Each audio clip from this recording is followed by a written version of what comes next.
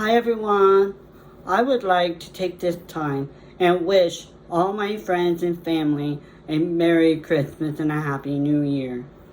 I know that 2020 wasn't a year for everyone. We had our ups and downs. We've had sickness and heartache throughout the year. But we're pulling through by helping each other. We're pulling through by uplifting each other, smiling with each other, being there for each other. Even though we couldn't be there in person, we're there in spirit and mind and heart. Going through 2021, we're still helping each other pull through, helping each other be uplifted. Earlier, I was on a Zoom meeting, and I was thinking about things as I was listening to the other stories on that Zoom call. And, as growing up as a child, I was born hearing impaired. I had a lot of struggles in school because of my hearing, and a lot of my struggling in speech impairment. I had to go to speech therapy once or twice a week at school. Always thought when I went to the speech class that the speech teacher was making fun of me because she was saying, "Chris, you sound like this. I want you to sound like this." And never really thought about it. I always thought she was making fun of me at that time. But today, I know she was only trying to help me through my life to get better in speaking, getting better in using words. Because a lot of words sound to me wasn't something that you want to say inside of a classroom. And I have said a lot of words that made everybody laugh. But I didn't understand why. But I do today as a hearing impaired young man. And growing up hearing impaired, when I remember when I first got my first hearing aid, I was so amazed of what I was hearing. I had no clue what it was. I had no clue where it was coming from. But, went to my grandma's one. I was at my grandma's, and I remember sitting on the porch with my grandma, hearing these sounds that I have no clue what sound it was. And she would sit there and tell me, that's an owl. "Oh, Grandma, what's that noise?" "Oh, that's a cricket." "Oh, Grandma, what's that noise?" "Oh, that's a deer running through the woods." "Oh, Grandma, what's that?" Even though I was kind of scared of that noise, because it was kind of scary. It was a coyote. Those are the things that I've never really heard in my life as a child. When I got into my probably around 10, 11, 12, that's when I started realizing what sounds I was hearing, what they kind of are. Today, I can, figure out the sounds and the things in life. But growing up, around age 16, I was able to drive, and I got a volunteer job working at the hospital, working with kids. I had juvenile detention center here at Portsmouth, Ohio. I was working with the kids there, and I was doing really well, and I really loved it. And I really loved what I was doing with the kids. At age 17, I noticed my vision going down and down and down, not realizing what's going on.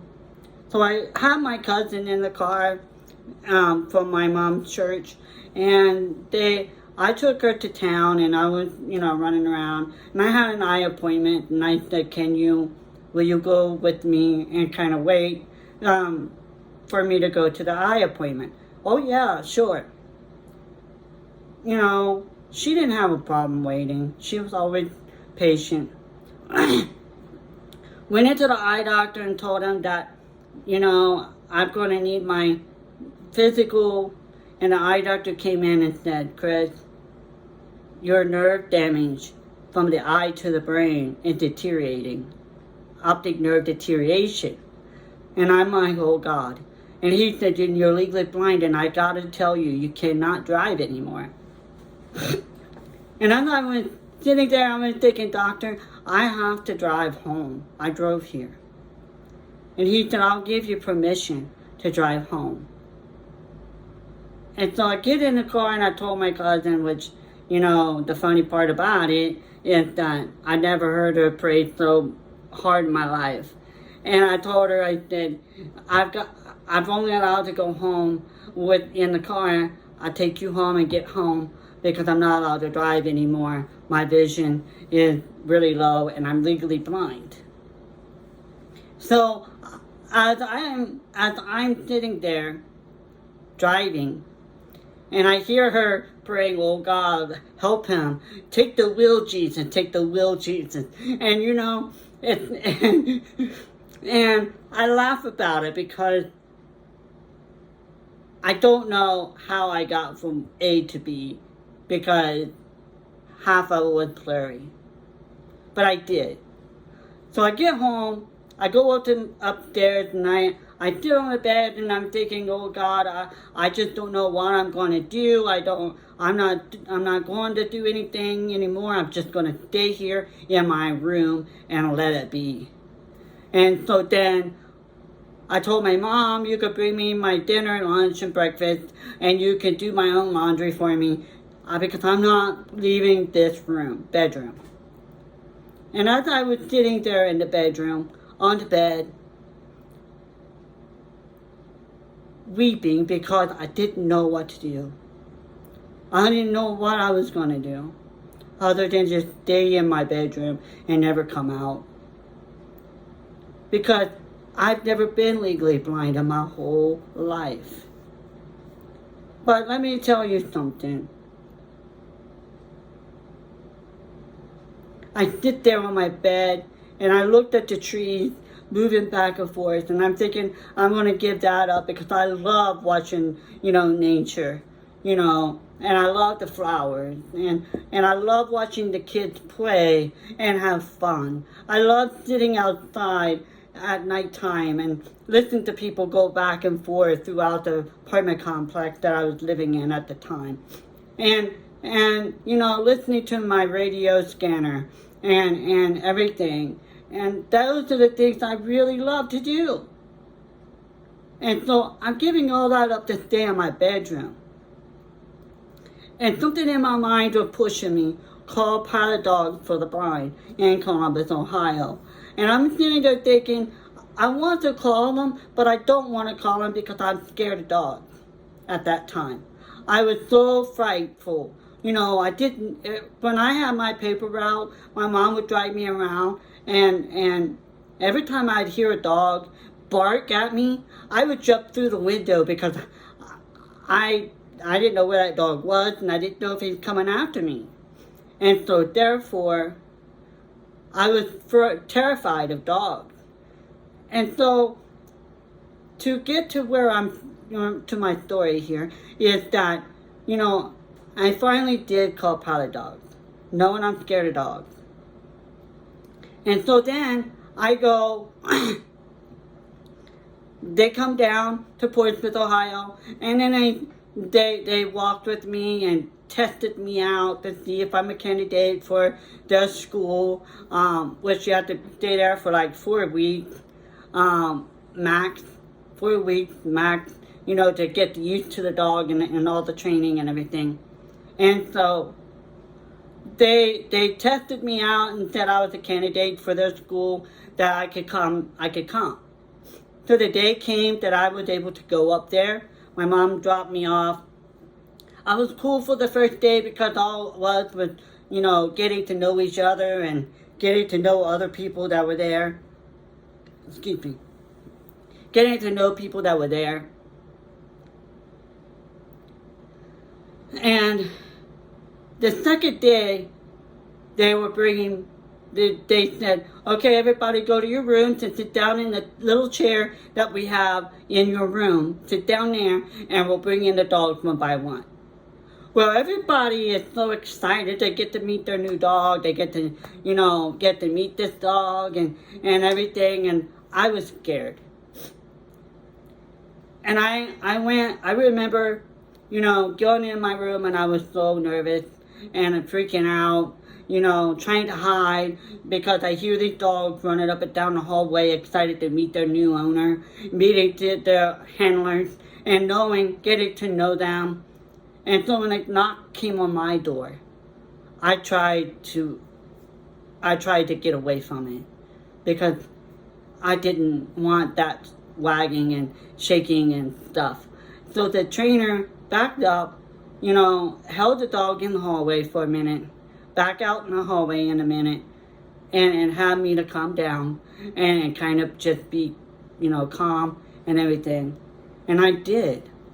I sit there thinking, oh God, this dog will come flying in and jump up and lick me in the face. You know what happened? Is that I was sitting there and the dog walked in, lays his head on my lap, looks up at me like, I'm here when you're ready. He didn't shake. He didn't attempt to lick me or anything. He just laid his head on my lap, looked up at me like, I'm here when you're ready. And my heart just melted a little bit. And I was still scared and nervous.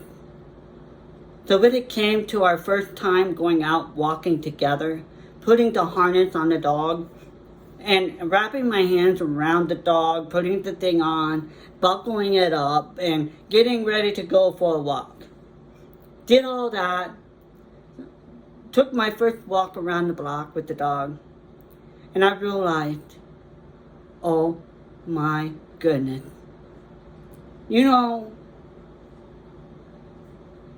I am blessed. Because even though I lost my vision, maybe not all the way, I've got a blessing. I got something to be happy for and thankful for. Because number one, God created the animals. Well, the animals were created for a reason. And the dogs were created for that simple reason. And was able to give me my independence back. Allowing me to know it's okay. Trust me. It's okay. I have your independence in my harness that I have to hold on to. And it's amazing, that first walk, of how I realized I don't have to give up anything. I might have to do it differently than others. I have my independence back. I don't have to give nothing up. When the Creator created something, He created it for a reason. Let's be thankful for what we do have. Because we may not never have it later in life. And I am thankful for my independence. I'm thankful that I was able to overcome that fear and that anxiety about touching a dog or having a dog around me. And letting that dog become my independence, helping me. So when I came back home to Portsmouth, Ohio, I took my dog with me. And you know what? My independence wasn't the only thing I got back. I got more of kids listening to me and paying attention of what everybody else is talking about, and really got their attention. You know, my independence, and I also got their attention because they really wanted to pet the dog and they really wanted to talk to the dog, and so therefore they're paying more attention because, you know, of that. And they were amazed of how my dog could give me my independence back. And you know, it's so awesome when you stop and think, you know, I hear a lot of people complain about how bad and hard they have it. When you stop and think that you got a roof over your head and food on your table, clothes on your back, you got a little bit of change, you could buy a 99-cent cup of coffee. So you are blessed. You have water and electric, you got everything you need, you are blessed with, because no one came and gave it to you. You are blessed to have that ability to get out and make that happen. You are blessed to get out into the community to make somebody smile and enjoy life. You know, when I grew up, I taught myself to be silly, to make people laugh. I don't like it when somebody frowns because I want you to laugh. Because there's no reason not to laugh or smile. You know, because joy comes in the morning when all the dew is just, you know, got everything wet and soggy and soft. You know, that joy of that sunshine coming out, warming up everything. We are blessed to be able to feel that. And a lot of other people that are struggling to be blessed each day by overcoming an obstacle in their life, like I had to. Like I had to learn how to communicate with sign language, even though I'm not using it at the moment. But I had to learn how to communicate with my voice and the words that sound like words, maybe, you know, cursing words, you know, or maybe something different that I hear. And yes, I know folks are going to laugh, but I had to get used to knowing it's okay. Go ahead and laugh. Even though that's not what I meant to say, you're still laughing. If it made you laugh, I might as well laugh too. You know, a lot of people watch me when I use my cane. I'll run into a telephone pole, or run into a wall, or fell over a fire hydrant. You know what? I didn't let that get to me. I ran into it. I bounced off of it. Guess what? I'm laughing about it. Because I'm laughing about it because I know people who are watching me. It didn't hurt me. I didn't hurt myself. And so therefore, might as well laugh and break that attention. You know, you got people going, oh, look what happened. Oh my God, are you okay? You know, that's the reaction of regular people. But you know what? I laugh because I just break that attention and break that cycle. Because, hey, people with disabilities, we learn, we come over that obstacle. We become who we are by struggles, and we learn how to get over that obstacle and learn how to laugh when things go wrong or something happens. We just laugh it off. You know, we are blessed to be blessed on this earth today. And when I see and hear folks complaining about how bad they hate it, how bad, they just don't want to be at their job anymore, or they just, I don't understand why this has happened to me. But you know what? You have a job. You have a roof over your head. You are blessed. You are blessed beyond blessings. Because no matter if you believe in the Creator, if you don't believe in the Creator, you are still blessed in some way, somehow, in some place. You are blessed.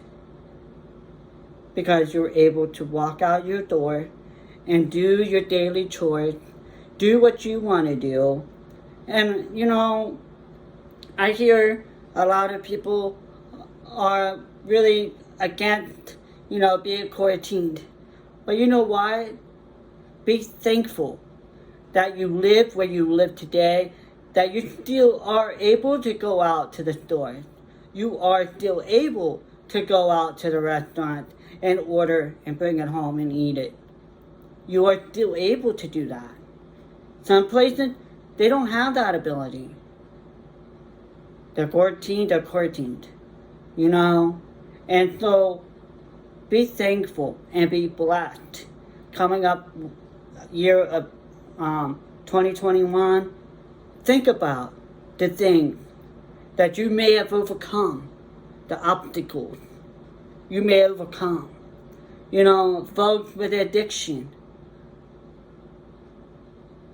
they fight that battle to overcome that addiction, to overcome being part of that community of addiction. They fight hard to overcome that obstacle and become a better person and be able to have that opportunity to reach a helping hand or give them a smile or something, a word of encouragement to help that next person in their life. So remember, you are blessed. 2021, you are blessed because you've had to come over a lot of obstacles in 2020 and a lot of heartbreak, a lot of sickness, a lot of things happen for a reason. So you can be stronger in 2021 and be able to be joyful in 2021. You might say, Chris, you're crazy, but hey, I had to overcome my speech impairment, my hearing, my vision. I don't look at that no more. Because when I say something and it sounds like a bad word, then I laugh about it. Because if I try to make it up and fix the problem, I make it worse. Well, I just laugh about it and go on. Because I know what I tried to say. Someone else might not have thought that, but I knew. I knew in my heart and mind I was able to. I knew what I was doing. I knew what I was saying. And sometimes it's okay to be okay and laugh about it. Obstacles. Overcome that obstacle. So guys, remember, you are blessed because one day you might have to fight and struggle to overcome an obstacle in your life. Be thankful. When I see people flying down the street, I'm thinking, oh God. Car accidents. Oh my goodness, I hope they're okay. Because I know what it's like to be paralyzed. I have friends that had to overcome obstacles and learn how to deal with that kind of life in their lifetime. And how to be okay with it. How to be joyful. How to know they are blessed. Because it's hard sometimes when you stop and think about it. It's hard sometimes. And it's easy to say, I'm depressed.